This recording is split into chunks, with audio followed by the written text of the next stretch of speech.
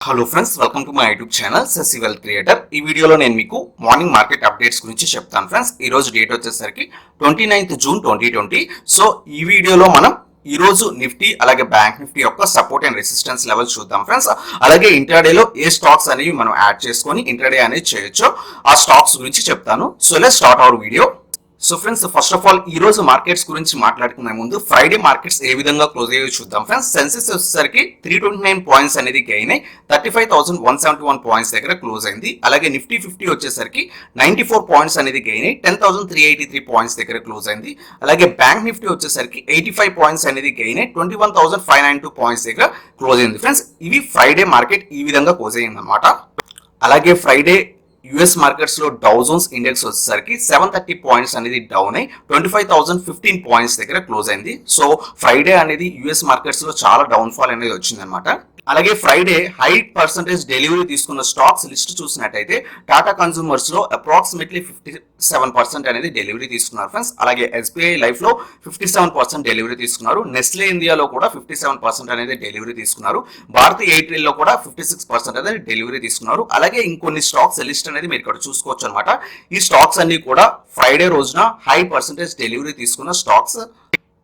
అలాగే Friday FIs అలాగే DIIs data చూసినట్టయితే ఎఫ్ఐఎస్ వచ్చేసరికి 753 క్రోర్స్ వర్త్ గల షేర్స్ అనేవి సెల్ చేశారు ఫ్రెండ్స్. అలాగే డిఐఎస్ వచ్చేసరికి 1,304 క్రోర్స్ వర్త్ గల షేర్స్ అనేవి బై చేశారు. సో ఎఫ్ఐఎస్ వచ్చేసరికి సెల్లింగ్ సైడ్ ఉన్నారు, అలాగే డిఐఎస్ వచ్చేసరికి బయింగ్ సైడ్ ఉన్నారు ఫ్రైడే.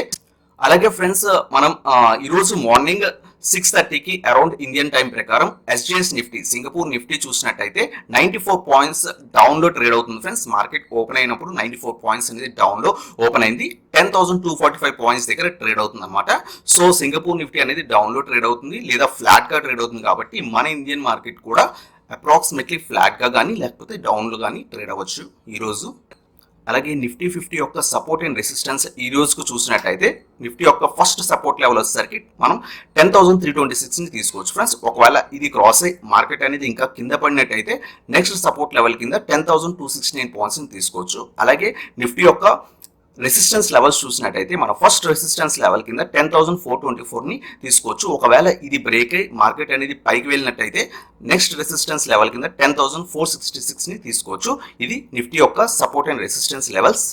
అలాగే బ్యాంక్ నిఫ్టీ యొక్క సపోర్ట్ అండ్ రెసిస్టెన్స్ లెవెల్స్ చూసినట్టయితే బ్యాంక్ నిఫ్టీ వచ్చేసరికి 21,592 పాయింట్స్ దగ్గర ఫ్రైడే అనేది క్లోజ్ అయింది ఫ్రెండ్స్. సో బ్యాంక్ నిఫ్టీ యొక్క ఫస్ట్ సపోర్ట్ లెవెల్ వచ్చేసరికి 21,346 ని తీసుకోవచ్చు. ఒకవేళ ఇది బ్రేక్ అయ్యి మార్కెట్ కింద పడినట్టయితే నెక్స్ట్ సపోర్ట్ లెవెల్ కింద 21,101 ని తీసుకోవచ్చు.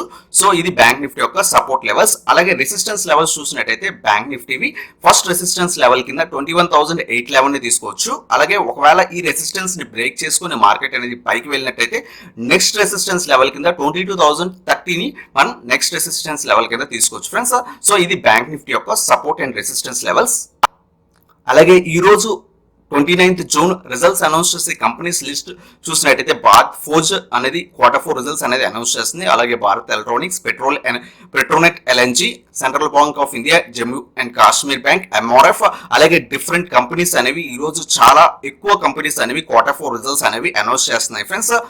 ఇంకా కొన్ని లిస్ట్ చూసుకున్నట్టయితే Bajaj Hindustan sugar, CESC, each and every company కూడా ఈ లిస్ట్ లో ఉన్న కంపెనీస్ ఈ రోజు మనకి Q4 రిజల్ట్స్ అనేవి అనౌన్స్ చేస్తున్నాయి. అలాగే ఇంకొన్ని కంపెనీస్ లిస్ట్ చూసుకోవచ్చు ఫ్రెండ్స్. ఈ కంపెనీస్ కూడా ఈ రోజు Q4 రిజల్ట్స్ అనేవి అనౌన్స్ చేస్తున్నాయి. రైల్ వికాస్ నిగమ్ మనకి తెలిసిన స్టాకే, అలాగే రైమండ్స్, అలాగే రిలయన్స్ కమ్యూనికేషన్స్, అలాగే ఇంకా కొన్ని డిఫరెంట్ కంపెనీస్ అనేవి ఈ రోజు Q4 రిజల్ట్స్ అనేవి అనౌన్స్ చేస్తున్నాయి.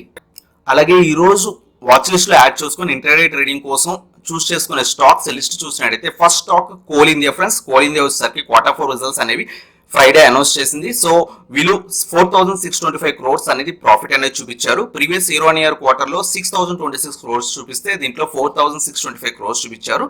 కొంచెం తక్కువ అనేది ప్రాఫిట్ అనేది చూపించారు. అలాగే రెవెన్యూ వైజ్ చూసుకున్నా సరే రెవెన్యూ వచ్చేసరికి 27,568 క్రోర్స్ చూపించారు. ప్రీవియస్ ఇయర్ లో 28,584 క్రోర్స్ చూపిస్తే దీంట్లో 27,568 క్రోర్స్ చూపించారు.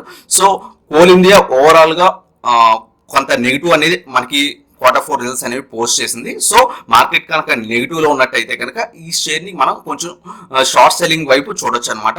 అలాగే ఇంకో స్టాక్ తీసుకున్నట్టయితే ఎవ్రీడే ఇండస్ట్రీస్ లో డోవిటల్ ఇండియా ఫండ్ వాళ్ళు అప్రాక్సిమేట్లీ 4,80,000 షేర్స్ అనేవి 79 రూపీస్ పర్ షేర్ దగ్గర బై చేశారు ఫ్రెండ్స్. సో ఈ ఎవ్రీడే ఇండస్ట్రీస్ ని మనం బయింగ్ సైడ్ అయినా చూసుకోవచ్చు మార్కెట్ కనుక పాజిటివ్ లో ఉన్నట్టయితే. అలాగే ఇంకో స్టాక్ తీసుకున్నట్టయితే ఆంధ్ర పేపర్ లో రాధాకృష్ణ దమాని మన అందరికీ తెలిసింది కదా ఫ్రెండ్స్. ఇతను 5 lakhs షేర్స్ అప్రాక్సిమేట్లీ 206 రూపీస్ దగ్గర బై చేశారనమాట. సో ఈ స్టాక్ మనం ఈ రోజు బయింగ్ సైడ్ అయినా తీసుకోవచ్చు ఒకవేళ మార్కెట్ కనుక పాజిటివ్ లో ఉన్నట్టయితే.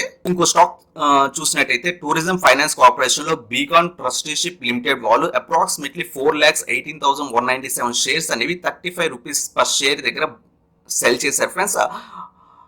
అలాగే 14,83,305 షేర్స్ వచ్చేసరికి 35 రూపీస్ దగ్గర అప్రాక్సిమేట్లీ సెల్ చేశారు. సో వీళ్ళు కొన్ని షేర్స్ ఎన్ఎస్సిలో అలాగే కొన్ని షేర్స్ బిఎస్సిలో సెల్ అనేది చేయడం జరిగింది.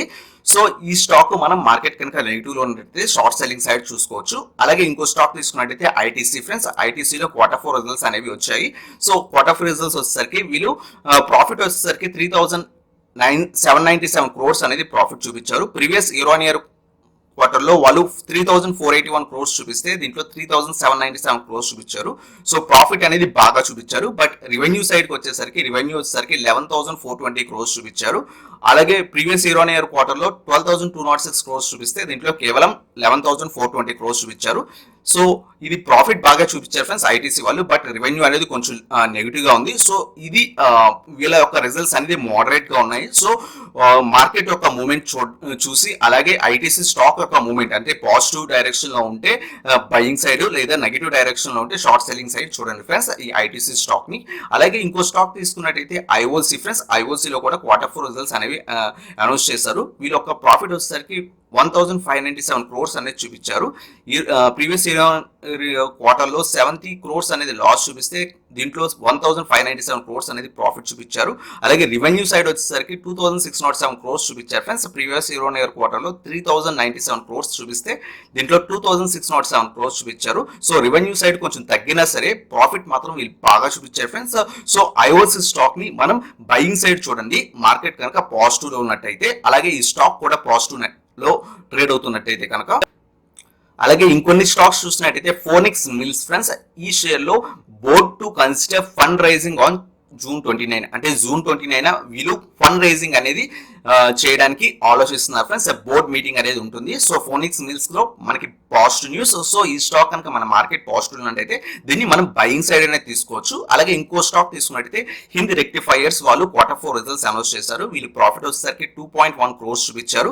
ప్రీవియస్ ఇయర్ లో 5 crores చూపిస్తే దీంట్లో 2.1 crores చూపించారు. అలాగే రెవెన్యూ సైడ్ వచ్చేసరికి వీళ్ళు 77 crores అనేది చూపించారు. అప్రాక్సిమేట్లీ 78 crores చూపించారు.